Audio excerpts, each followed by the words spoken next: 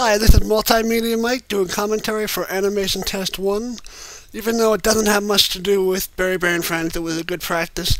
I haven't used this software in a year, so it was a collaboration of different programs. I used software called Ray Dream 3D for the 3D animation, and I used Windows movie editor, and I used SoundForge for the sound editing, and I used Macromedia Director for some of the title work. I also mixed in some of stock footage from the Gemini program. This is one of the design concepts for Star Driver's ship. The capsule is the aft end with the thrusters and the engines. I built that for this video. The actual Star Driver version of the ship had a different aft engine of the ship. This was the first time that I've ever successfully done a rocket engine in space. I used basically just lighting. I've never been able to do that before. Again, here, this is just basically the story of Gemini 8. I used the dialogue from the first episode of From the Earth to the Moon. The true story of Gemini 8, when they were out of communication between ground stations, one of the thrusters started burning uncontrollably, and they were spinning out of control, and they couldn't. They thought it was the Agena, so when they undocked with the Agena, it got worse because they didn't have that extra weight pulling them down. The crew was Neil Armstrong and Dave Scott. So this was I've always wanted to do something like this, and spacecraft in space. I've done it before, but never this well.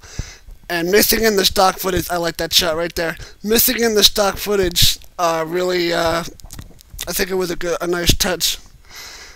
This is actually all the stock footage that you see from Gemini is actually from Gemini 12, because I don't have footage from Gemini 8.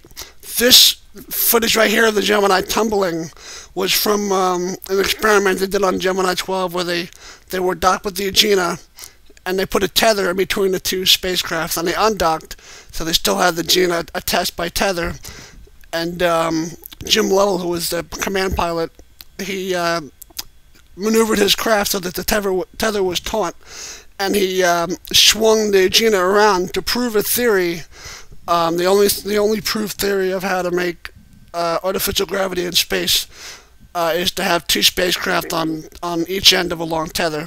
And so the astronauts on that flight felt the effect of gravity for a few minutes while they were spinning around.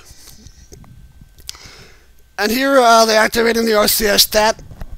Footage of the astronaut flipping the switch. I took that from the Earth to the Moon.